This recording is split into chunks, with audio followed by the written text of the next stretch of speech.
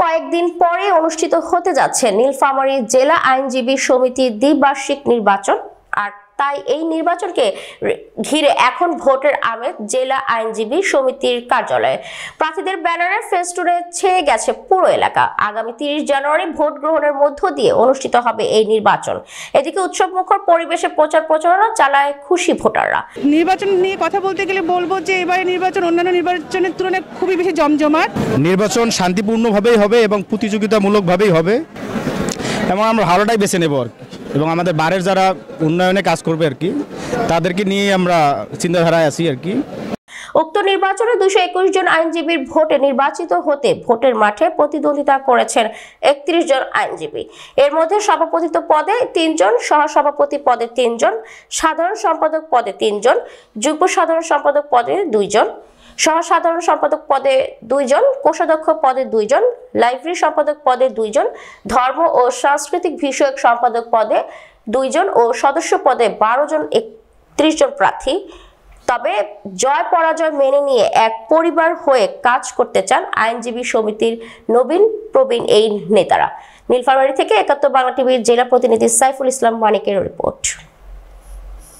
সবার আগে বাংলাদেশ এই স্লোগান নিয়ে আমরা নির্বাচন প্রচারণার মধ্যে আছি। ডাইনামিক হিসাবে কাজ করতে পারবে তাদেরকে ভোটাররা অগ্রাধিকার দিচ্ছে এবং আমি মনে করি ভোটাররা আমার ব্যাপারেও যথেষ্ট আগ্রহী। আমি ইনশাল্লাহ বিজয়ী হব। উন্নয়নে আমি সর্বাত্মকভাবে কাজ করব বলে আশা পোষণ করি। সে কারণে ভোটাররাও আমাকে আগামী নির্বাচনে তাদের ভোট প্রদান করে তারুণ্য নির্ভর একটা কমিটি প্রদানে সর্বোচ্চ সহায়তা করবে। ধন্যবাদ।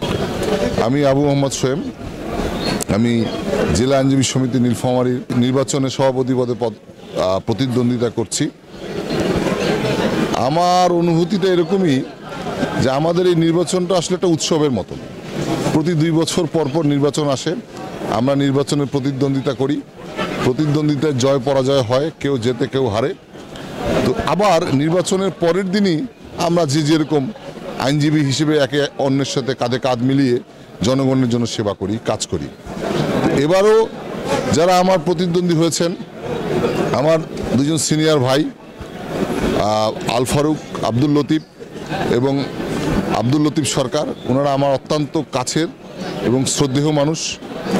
আমি আল ফারুক আব্দুল লতিফ, নীলফামারী জেলা আইনজীবী সমিতির দ্বিবার্ষিক সভাপতি পদপ্রার্থী। নির্বাচনে আমরা 3 জন প্রতিদ্বন্দ্বিতা করছি। আমি অ্যাডভোকেট আবু মোহাম্মদ সোয়েম এবং অ্যাডভোকেট আব্দুল লতিফ সরকার একই পদে নির্বাচন করছি। 18টি পদে বিভিন্ন ব্যক্তি নির্বাচন করছেন। একটা অত্যন্ত আনন্দমুখর এবং উৎসবমুখর পরিবেশে নির্বাচন অনুষ্ঠান হচ্ছে। আমাদের নিজেদের মধ্যে অত্যন্ত সৌহার্দ্যপূর্ণ সম্পর্ক বিরাজমান এবং সেই অনুযায়ী আমরা নিজেদের প্রচারণার কাজ চালিয়ে যাচ্ছি।